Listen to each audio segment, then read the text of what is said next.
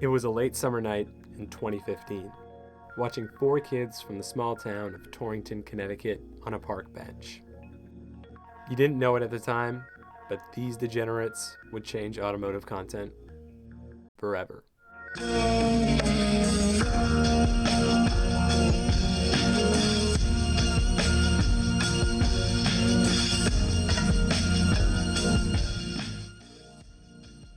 Automotive YouTube in the mid-2010s was very different from what you might find in modern times, so it may come as a surprise that the people who helped shape it were a gaggle of kids in a dying former milling town. Haggard Garage might be a long-forgotten entity for those around today, but at one point, they stood on top. So here it is, the rise, fall, and remnants of Haggard Garage. To explain Haggard, we first need to look at the previously mentioned landscape that created it. Although they helped shape what we have today, they were by no means the pioneers of the genre. Like many hobbies, car content has been posted to YouTube since the dawn of the site. But for the most part, it was regular people like you and I who would simply use it to share videos in the rawest of senses. As you might expect, these were things like sound clips, how-tos, and maybe the occasional burnout. But the original content creators in the sense that we know them today was Mighty Car Mods, making a genre that I like to call structured videos. They were heavily staged, well edited, and professionally shot. In essence, an adaptation of build series that you may have found on TV, brought to the modern era of video sharing. For a while it was pretty much uncontested, as for most people, spending a large amount of time and effort to make videos without any sort of monetary reward wasn't particularly appealing. Mighty Car Mods was able to inspire a new generation of creators. But what they really did is prove a market, and pave the way for a new type of creator, the vlogger. Oh, brother, this guy stinks! Despite many of these channels having since moved on, there have also been mainstays of the genre that have stuck around, such as TJ Hunt. What these channels did was take the already established genre of vlogging and center it around their car and life.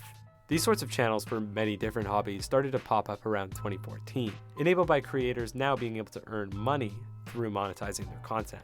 Although it came with unique downsides, it did allow people to make this their livelihood. This brings us back to September of 2012. A young kid by the name of Orion Dinovich decides to make a YouTube channel to broadcast small videos of his interests to the internet, under the name of Garage Talk. It may not have been his first, but would soon grow to be his most influential. He would post videos of him, his friends, and later his Miata throughout 2013 with seemingly no real objective, outside of a little bit of fun here and there. But one video in April of 2014 would shake things up a little bit. The video in question is Punk Ricer Talks Up His Evo. Although the video was clearly just him and his friends trying to make fun of some random person's car, and was not too dissimilar from videos he'd made in the past, it would end up being his first taste of virality, standing at just shy of 1.5 million views today. Despite it more or less being a footnote in his career, this video proved to Orion that there may be something more to YouTube than he might have originally thought. Though the channel would stay relatively dormant for the rest of 2014. With the start of the new year, it was clear that Orion would make a proper go at YouTube, making it an active project rather than just an outlet for his various hobbies. Creating content on a more regular schedule, signified with the new name of Haggard Garage.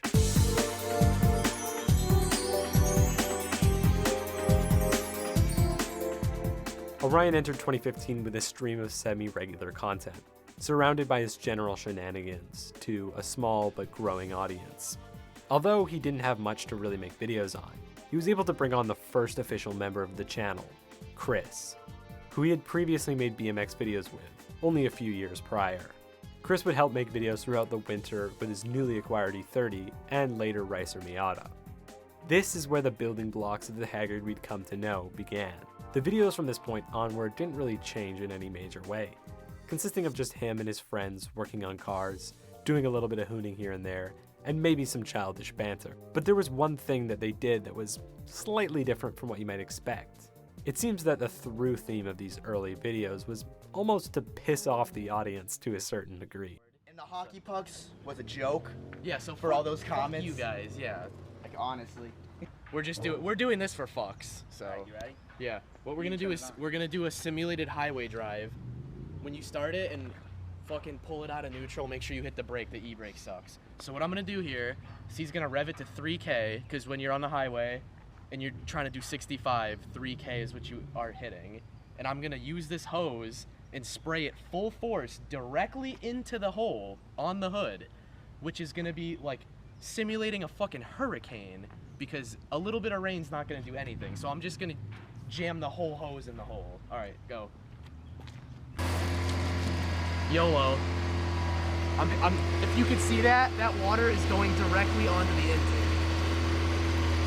It's literally going directly onto the intake. No.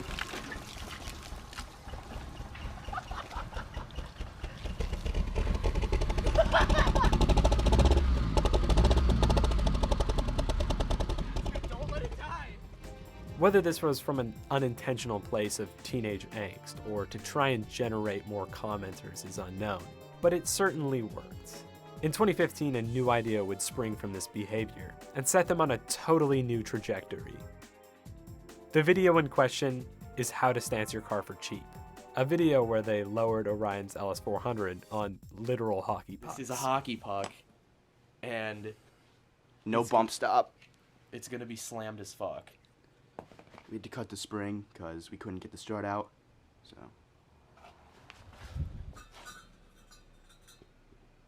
all you need is that spade bit and some hockey pucks. We should be good. The $16 slam the shit out of your car stance kit. Are you ready for this? What if it doesn't lower it? I don't know. I'd be pissed. Oh! Oh my god, dude! What the dude? I'm talking like, dude, you're. Oh! No! This was the first hit of virality Haggard had experienced since all the way back in 2013. Within just 2 weeks of the release, Haggard would hit its first true milestone, when they surpassed 10,000 subscribers. A feat that back then would normally take years happened almost overnight. As a side note, this video is interesting from a future perspective. It obviously was inspired by their past, but was more importantly very telling of their future.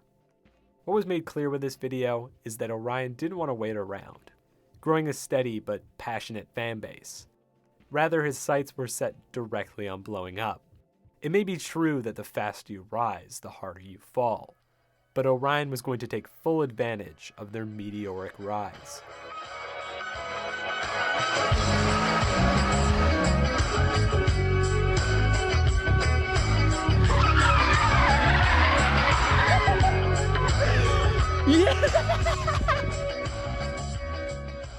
Haggard would enter what most would consider to be its golden age throughout the spring and summer of 2015, with builds such as the Little Miata That Could, Ricer Miata, and Turbo Protege, as well as forming the original core group: Chris, Marcus, Cam, Grillo, and Brennan.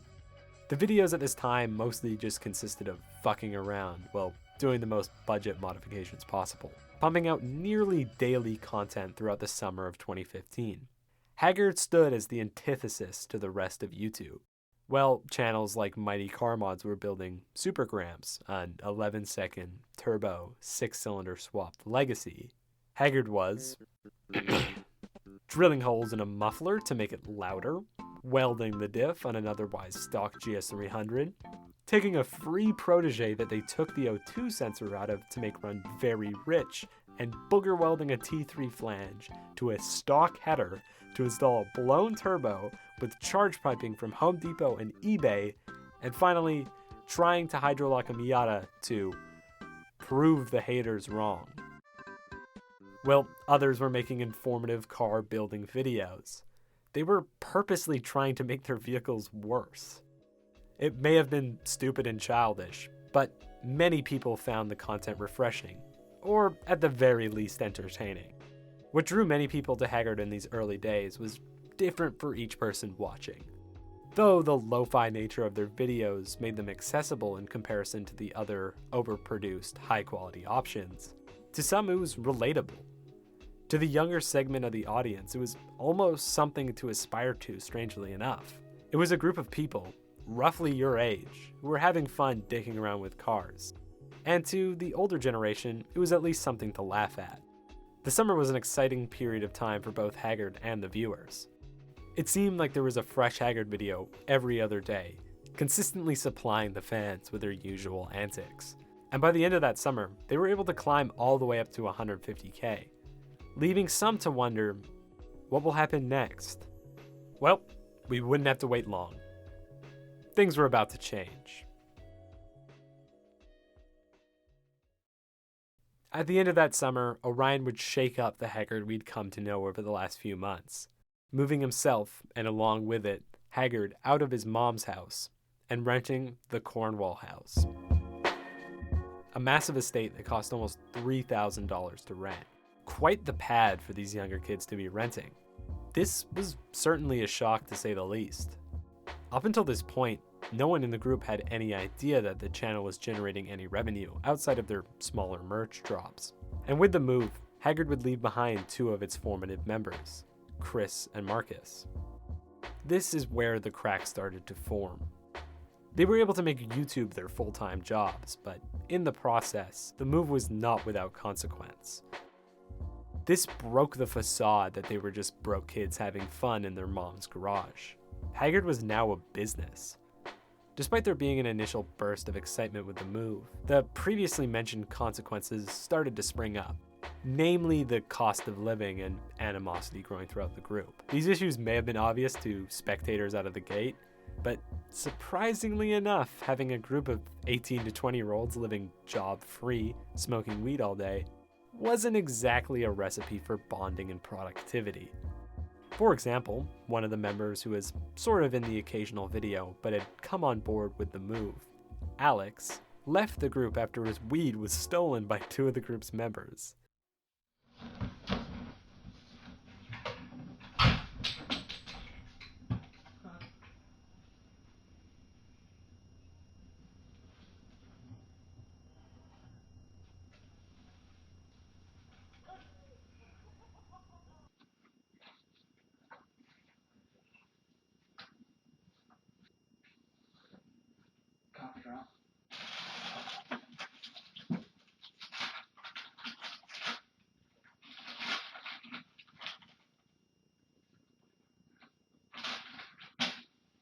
What flavor do you think this is?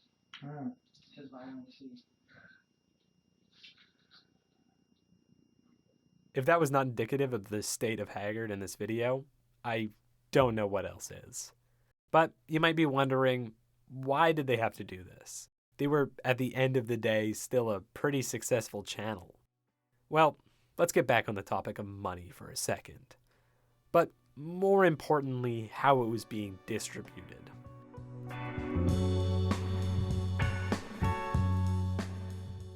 Typically with channels amongst a group of people, they either get a percentage of the revenue as individual co-owners, where the ones that were started by one person who brings on more people to help later on will typically pay each member a salary, making them employees. What Orion did was interesting. Allegedly, each member would have to ask him directly to buy them things. So say, for example, one of the members wants to buy a car. They would have to go to Orion and ask him to buy it for them. This went even as far as having to ask money to go on a date or buy clothing, creating an obvious hierarchy, where the ones who were more friendly with Orion, such as Cam, would receive more than, say, Grillo, who partially left for this reason alongside some others like his long commute to school. Whether this was intentional or not, this was obviously a way for Orion to consolidate power. Not too dissimilar to how mining towns work, making them almost like coal mining debt peons. Make sure to pick up your mint shredder at the company store. Okay, maybe a little bit hyperbolic. Anyway, with the move to the new house came a hit in productivity. They may have been releasing videos on a similar schedule to what they were doing prior to the move, but the videos were often just filler. They would buy things like the TDI Beetle and Odyssey just to make one video of them straight piping it before selling it, or in the Odyssey's case, getting it impounded. With the only real builds coming out of this time period being the twin-turbo GS300 and Cam Z36. But surprisingly, this didn't dissuade fans, further emphasizing that what people were there for was just the general hackery of it all, rather than some sort of serious build. But just as the group and fans were settling into the new house, there would be yet another major upset. Haggard might have been enjoying their fancy estate, but the landlords were not. After they caught wind of what was in essence a junkyard in their driveway, people living in closets, and 1 a.m. diff welding with the boys, he gave Haggard the boot. During the span between the move in the fall of 2015 and towards the end of their time in Cornwall in the summer of 2016, they managed to gain over 200,000 subscribers, who would stick with them through the move to the new location, now renting an apartment and finally acquiring a shop. To skip over most of 2016, due to there being a lull in content or any sort of noticeable progress outside of bringing on Damien and Dawn, we reached January of 2017, the most active month for Haggard since the move to the Cornwall house, with Cam getting a new 240 and the start of the little Miata that could build. Things were looking up for Haggard. It seems that the crew were trying to shift the channel in a new direction, focusing more on builds rather than just a continuous stream of fuckery. Though the hope for a new Haggard was short-lived.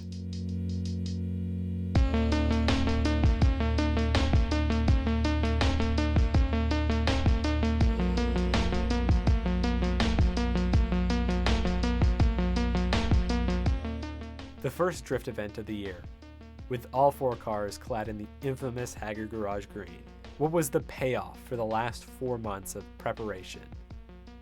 But in the middle of a session, this happened.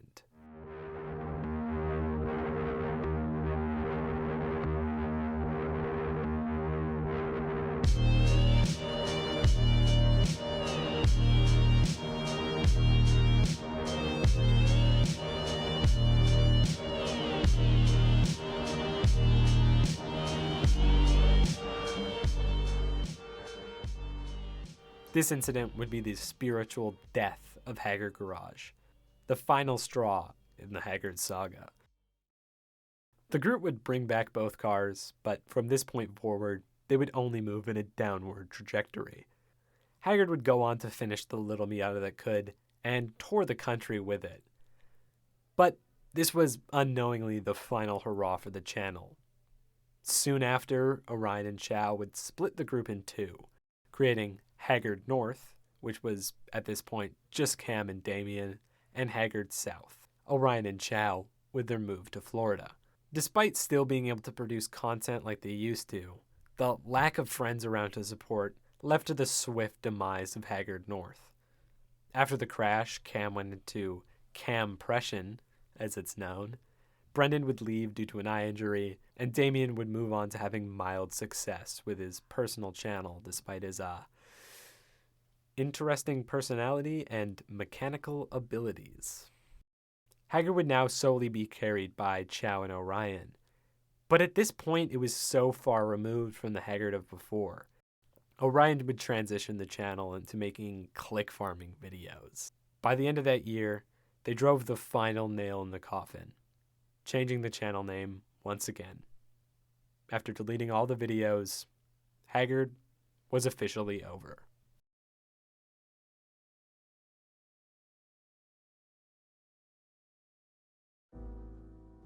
It's hard to say how long the channel would have stuck around if it wasn't for the utter mismanagement from Orion. It seems the only long-term success online anyone would gain would be Chris, with his personal channel, Ricer Miata. He has since stated that leaving the channel early on and not taking the offer to move into the Haggard house was sort of a strategic move. Chris had found Orion's personality as a kid, and after a series of conflicts growing up, He knew that having his livelihood dependent on a guy who bullied him over getting diamond camo in Call of Duty wasn't exactly a good idea.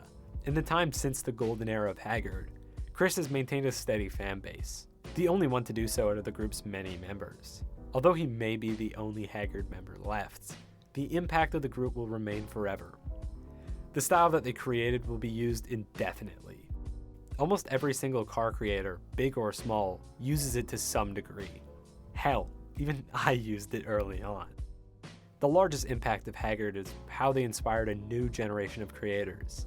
They were the first channel to really prove that you didn't need money, good production value, cool cars, or mechanical ability to grow a substantial fan base.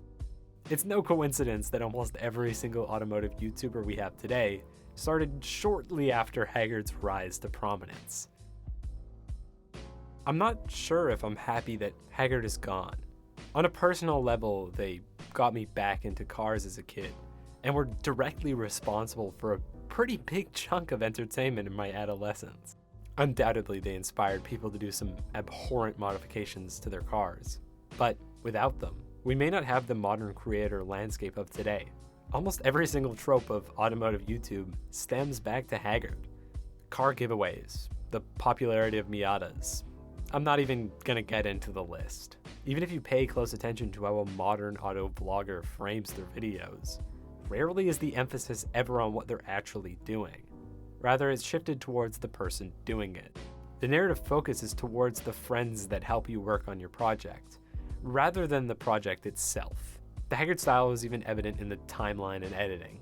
I don't want to sit here and bore you to death with every minutia of how Haggard influenced the new generation, but watch a newer video back to back with a Haggard one, and you'll start to see the similarities bleed over. If someone were to create the exact same channel as Haggard today, I don't think it would get much higher than a few thousand subscribers. The sheer amount of competition in the market, combined with how tame a lot of their early videos are in comparison to what we have today, wouldn't leave any spotlight left for them. As much as I put them on a pedestal, after going back and watching Haggard, it's clear that compared to nowadays, it's simply not that good. But there was something special. Few channels can really replicate the genuine feeling of simply being mischievous kids, where each video is a new adventure in automotive hackery. Any recent attempts seem to come from some sort of clear click-grabbing monetized motive, rather than trying to capture the fun in its truest of senses. But even if a similarly formatted channel were to spring up, it would in all likelihood be squashed under the weight of a bloated video market. Haggard was only feasible from a very tight window of circumstance, following the rise of the creator economy and the newly formed car content genre, but just before it was oversaturated and optimized into oblivion. I may have vilified Orion in this video, but it's important to note that at the end of the day, everyone involved was pretty damn young for their level of responsibility. It's easy to put each character into their own bubble of good and evil, but I thought it was important to note that the mistakes that were made are much easier to spot in hindsight from an outsider's perspective. Although I still wish all the original videos were up, being able to experience a short little bit of nostalgia for what was at one point my favorite channel. In a way, it was a blessing in disguise when the channel was put to rest. Them leaving left a gap in the market for many creators to pop up. If there's a channel you like in this genre, you might just have a group of degenerates on a park bench to thank. Don't cry because it happened. Smile that it's over, because there will never ever be a YouTube channel quite like Haggard Garage.